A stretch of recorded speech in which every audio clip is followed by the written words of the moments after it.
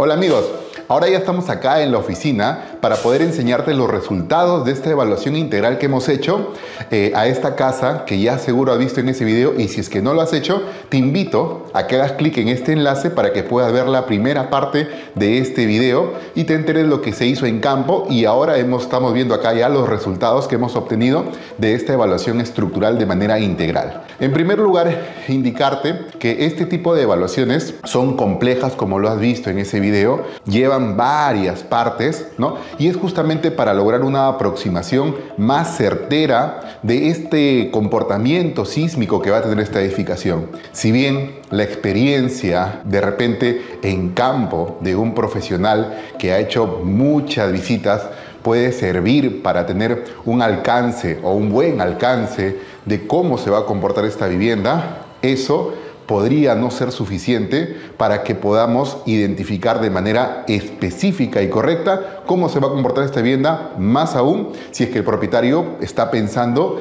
incrementar más carga en esta edificación. Entonces, ya en este primer video habíamos visto las etapas que fueron la de levantamiento para conocer todas las medidas de la edificación.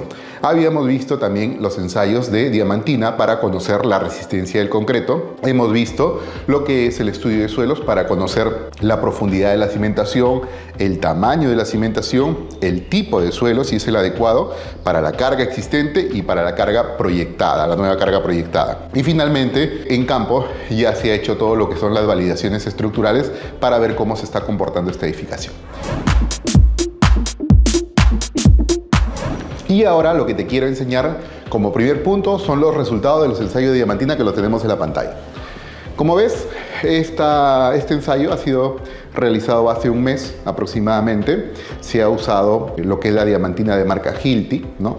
Tiene su certificado de operatividad. Se ha usado la prensa de marca Forney con su certificado también de calibración, ¿no? Y estos son los resultados que tenemos de acuerdo al método de ensayo de la norma ASTM C39. Vemos que las columnas que están acá, ¿no?, nos dan una resistencia de entre 77 y 114 kilogramos por centímetro cuadrado. La columna del cuarto piso nos da un poquito mejor resistencia de 122 y las vigas de 98 y 132. Con estos resultados, el ingeniero a cargo de este proyecto, de esta evaluación estructural, parte del equipo de ingeniería para ti, va a poder determinar en base a algunas correcciones cuál es la resistencia que podríamos usar para esta edificación.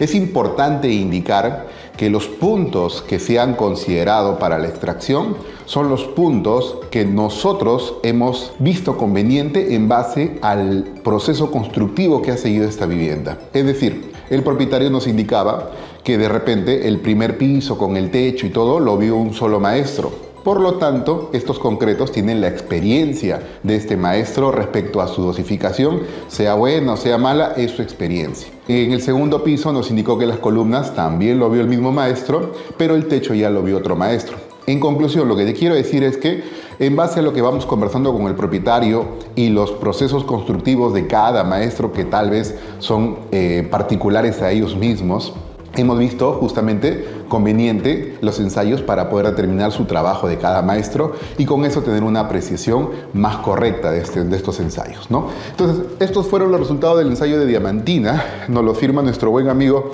el ingeniero Gutiérrez, ya que ya ustedes lo han visto de repente en un anterior video. Y también tenemos los ensayos de carbonatación. Vemos que la columna tiene una carbonatación de 47 milímetros, la C3 de 89, la viga 2 de 56 milímetros, cosa que para una vivienda de 25 años es mucho, ¿no? Es mucho avance de la carbonatación.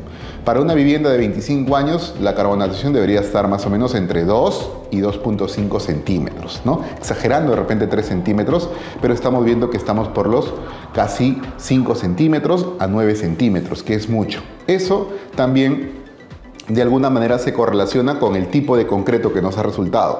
A mayor, o mejor dicho, a menor resistencia del concreto, significa que hay más porosidad en ese concreto. Por lo tanto, el dióxido de carbono va a reaccionar con ese concreto de manera más rápida y se va a terminar carbonatando.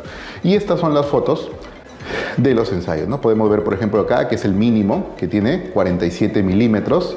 Podemos acá que tiene desde aquí porque no se cuenta el terrajeo, hasta acá 89 milímetros y el último desde aquí hasta acá 56 milímetros, ¿no? Entonces justamente está correlacionado la resistencia que hemos obtenido a este concreto con también la carbonatación obtenida. Como lo habíamos dicho, al avanzar más la carbonatación, el acero que está dentro de esa zona carbonatada está prácticamente vulnerable a los agentes externos, al intemperismo. Entonces van a generar mayor óxido más rápido, ¿no? Entonces eso también nos permite conocer qué cosa. Por ejemplo, si tenemos una columna que habíamos pensado que era factible que se pueda quedar, si es que la resistencia es mala y está muy carbonatada, ¿para qué dejarla? Mejor ya considerar su cambio, ¿no? Entonces eso también nos genera una mejor estrategia en el proceso de reforzamiento. Bien, y esos son los resultados entonces del ensayo de carbonatación que hemos obtenido mediante diamantina, también obtenido la resistencia de estos concretos. Ahora te voy a pasar con el arquitecto Carvajal para que nos enseñe los resultados del levantamiento y cómo fueron este tipo de medidas que se hicieron, los elementos que se encontraron, para que eso justamente luego vaya a pasar a las siguientes áreas. Hola amigos de Ingeniería para Ti, me presento, soy el arquitecto Anthony Carvajal y a continuación le vamos a presentar el procedimiento después del levantamiento que se ha realizado en esta vivienda de San Martín de Porres, ¿no? Y voy a empezar mostrándole lo que es la estación total que hemos utilizado para este levantamiento.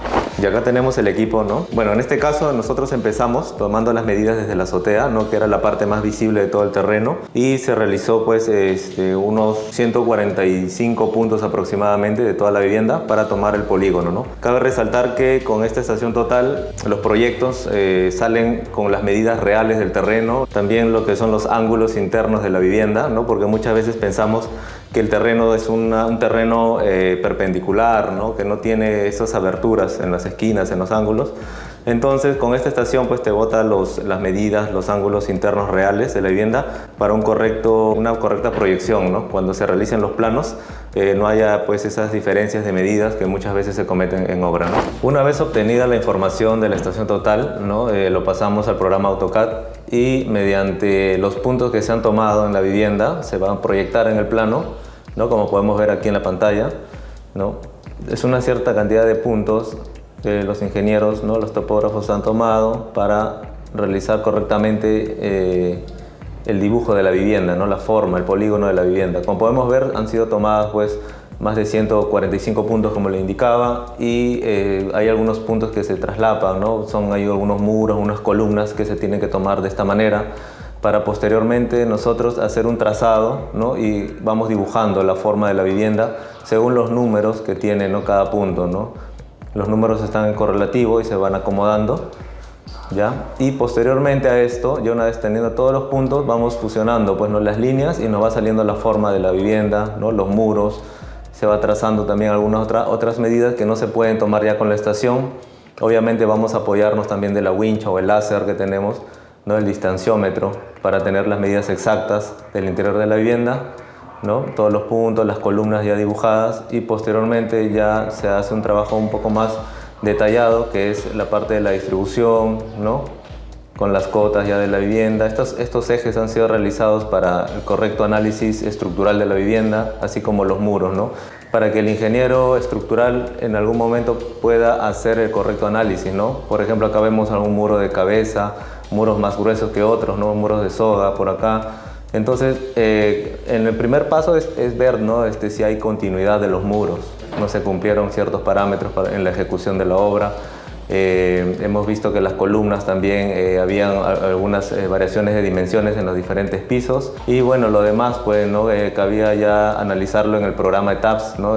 Ya el ingeniero estructural se encarga de ese proceso. Y bueno, como podemos ver, los puntos importantes acá era recibir la información de las columnas, de los muros portantes y de todos los ambientes que estaban, ver la alineación de todos los muros, ¿no? Bueno, y este fue un resumen, ¿no? De la parte de levantamiento topográfico y cómo llegamos hasta un proceso finalizado de lo que es la distribución. Bien, ya viste cómo se hizo el levantamiento, ya vemos cómo obtuvimos la distribución de esta vivienda gracias a equipos de ingeniería que nos permitieron tener la medida correcta, la ubicación correcta de estos elementos estructurales. Y ahora te voy a también pasar con el ingeniero Jesús Serna para que nos enseñe los datos obtenidos de este estudio de suelos que nos ha permitido conocer varias cosas, ¿no? Que de repente no hubiéramos podido conocer solamente de manera superficial. Vamos a conocer ahí el ancho de la cimentación, la profundidad de la cimentación, qué tipo de suelo es el que se ha encontrado y si guarda equilibrio con la vivienda.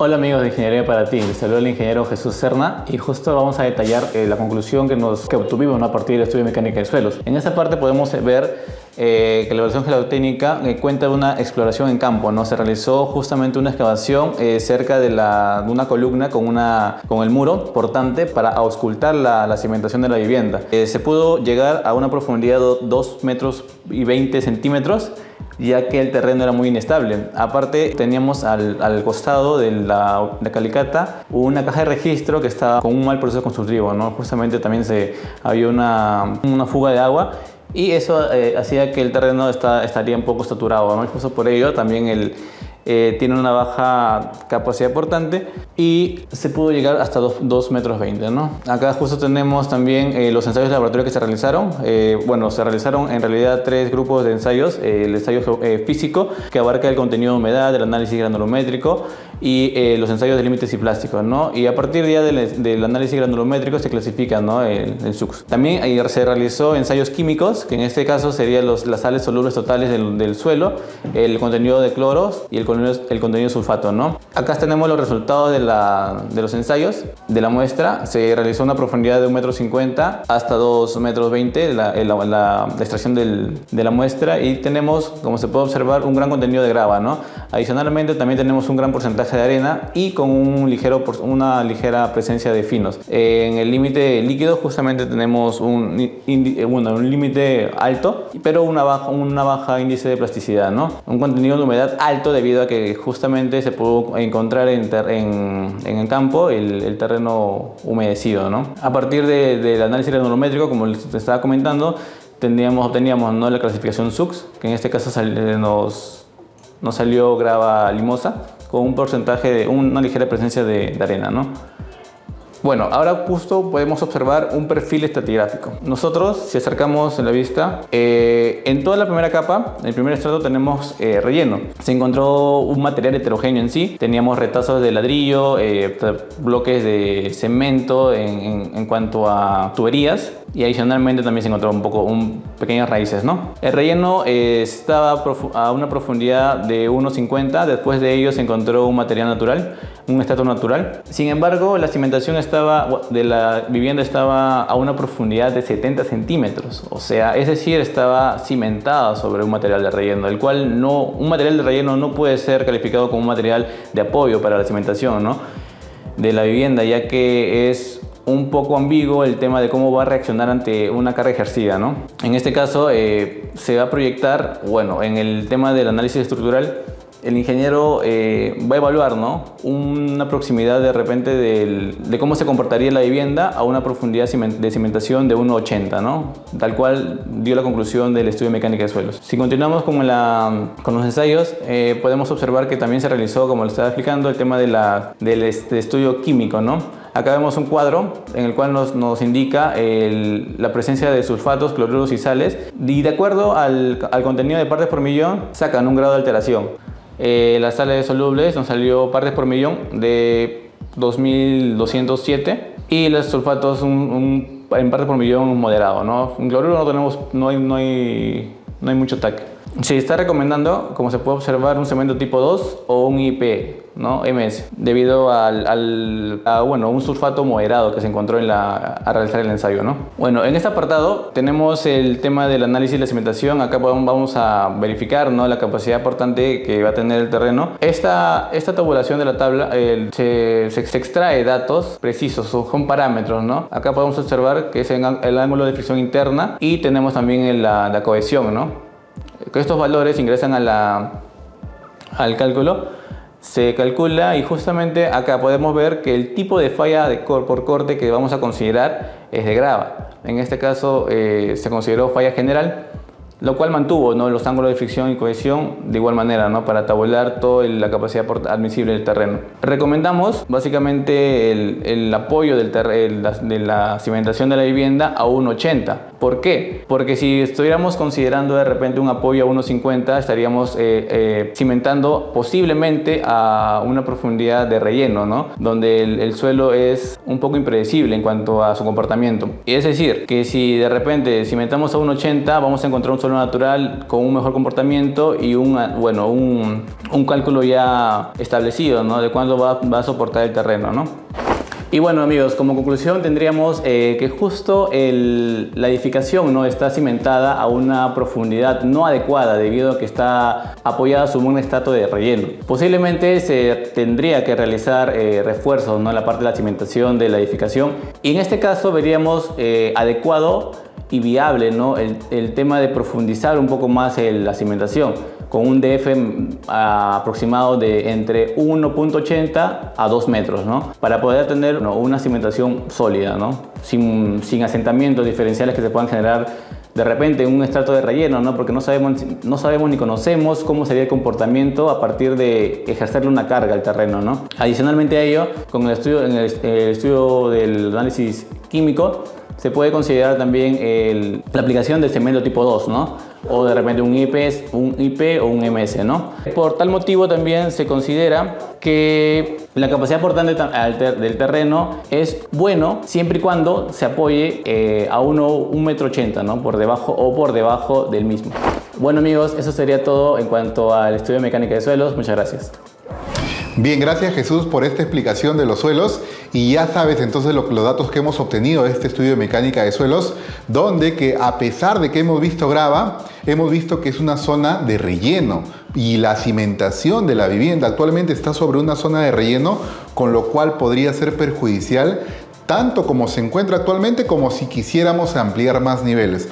Hemos visto que a partir recién de 1,80 m hemos encontrado un suelo gravoso de manera natural, el cual sí nos serviría para lograr cimentar en ese punto. Ya luego en el proyecto estructural de reforzamiento veremos los elementos de reforzamiento que tengan que apoyarse necesariamente en ese estrato, si bien puede ser con una zapata, una cimentación de manera directa, o en todo caso con falsos cimientos que puedan llegar a esa cimentación o a ese suelo, a ese desplante, pero no como se encuentra actualmente, ¿no?, a 70 centímetros sobre un suelo de relleno que tal vez ha sido pues para nivelar X cosas que pueden haber pasado, ¿no? Pero ese suelo tiene una baja densidad, tenemos que llegar al suelo natural. Entonces para eso nos ha servido justamente esta auscultación con esta calicata, para conocer en dónde está cimentado y sobre qué está cimentado la estructura actual, y si es que vamos a proyectar reforzamientos, en dónde debería ser cimentado de manera correcta.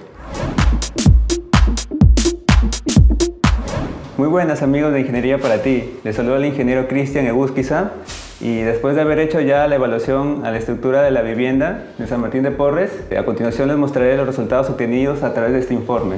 Como pueden apreciar, se trata de un inmueble, ¿no?, de tres niveles, ¿no?, de 240 metros cuadrados. En su mayoría se trataba la estructura de un sistema de muros de albañilería confinada, con columnas de 25 por 25 con 4 aceros de 5 octavos, ¿no? También en su mayoría se pudo observar que la presencia de vigas chatas en casi la mayoría de la estructura, ¿no? Como podemos aquí apreciar, se hicieron los cálculos respectivos y se llegó con la conclusión de que el F'C que se iba a adoptar para el modelo estructural sería de 80 kilogramos por centímetro cuadrado. Y aquí, más que todo, pueden ver el modelo estructural, ¿no?, en el que se realizó en el software ETAPS, donde se realiza un análisis sísmico de la estructura para ver si cumple con los parámetros de diseño de la norma sismorresistente, ¿no? Más que todo, estos datos son para una cimentación que se podría realizar como por temas de reforzamiento a la estructura. Es una cimentación proyectada, ¿no?, para una estructura nueva.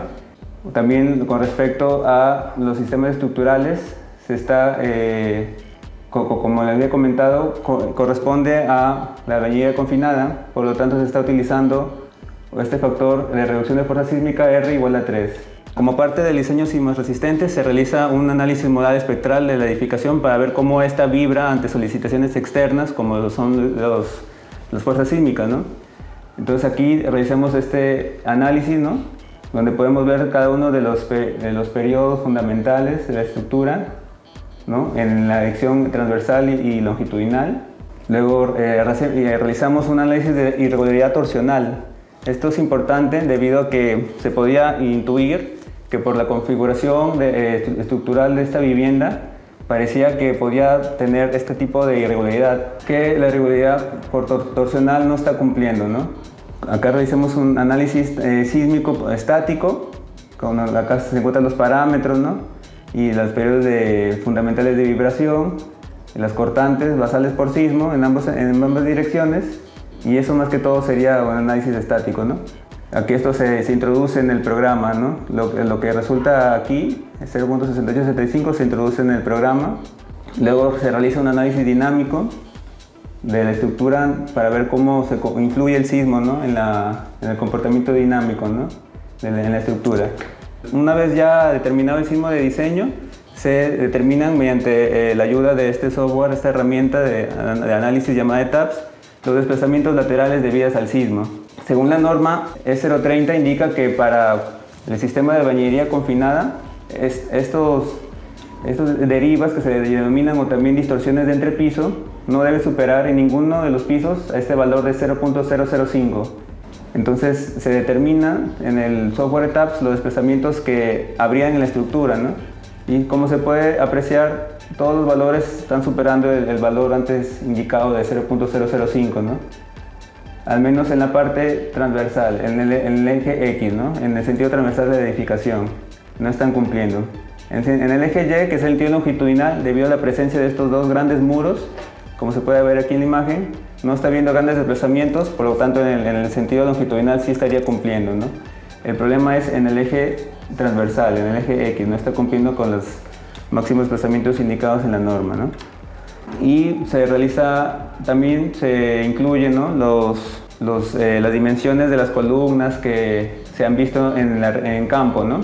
Como les comenté, predominaban columnas de 25 por 25 con 4 aceros de 5 octavos. Toda esa información se colocó en el programa, más que todo para poder comprobar que efectivamente son suficientes, ¿no? Mediante las solicitaciones que se le han introducido al programa, solicitaciones sísmicas y por cargas de gravedad, ¿no?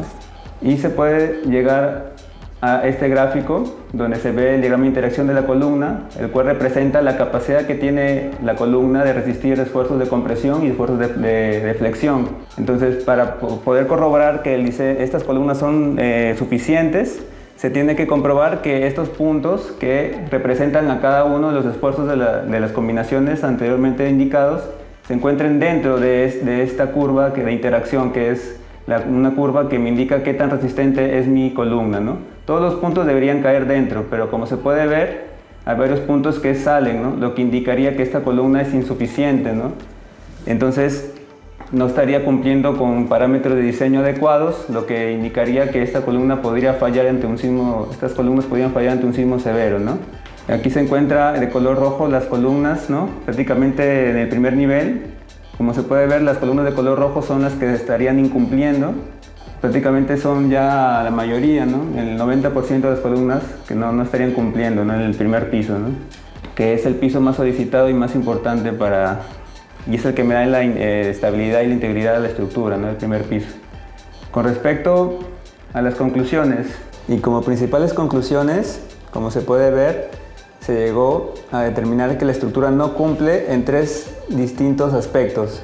Primero, por rigidez, debido a que las derivas alcanzaban un valor de 11.33 por 1000, cuando la norma solo permite un máximo para este tipo de estructuras de albañilería confinada del 5 por 1000. Por irregularidad extrema, también se determinó que la estructura presentaba irregularidad extrema por torsión, cuando la norma indica que para edificaciones ubicadas en la zona sísmica 4 no se permite, ¿no? Tener una irregularidad de este tipo extremo en la zona sísmica correspondiente al factor 4, ¿no?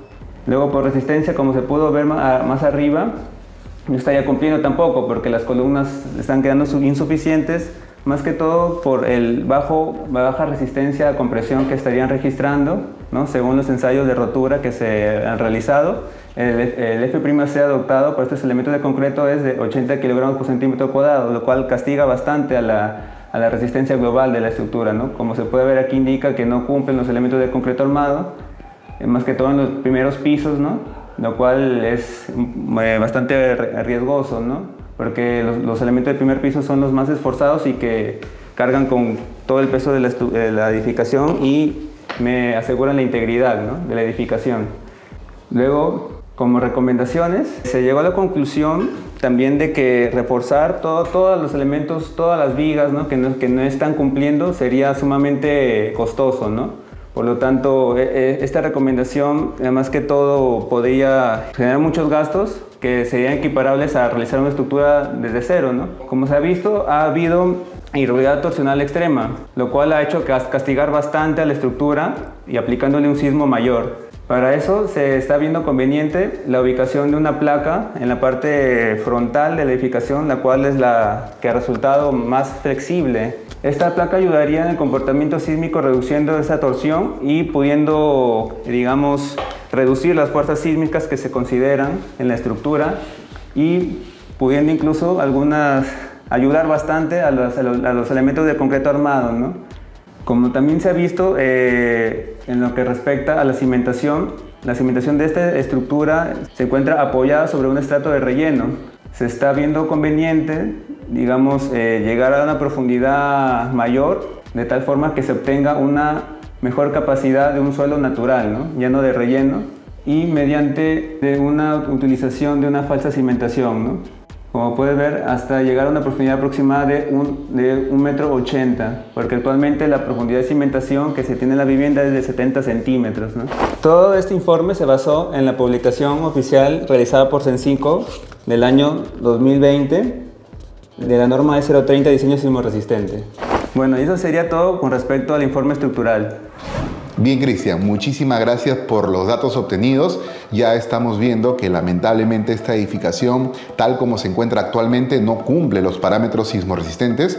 Por lo tanto, tendremos que ver estrategias para lograr su reforzamiento de manera correcta, de manera óptima, para lograr lo que la familia está buscando, de repente llegar a ese techado que están solicitando y que es muy importante para ellos.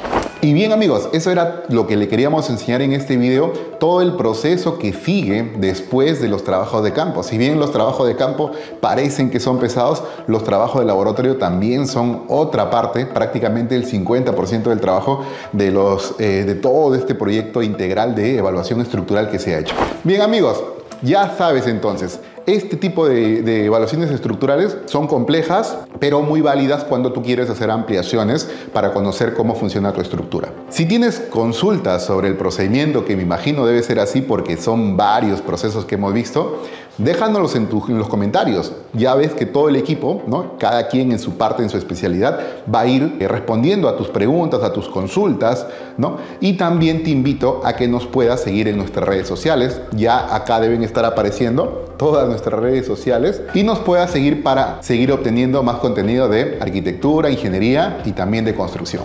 Bien, amigos, nos estamos viendo hasta una próxima oportunidad. Gracias, chao.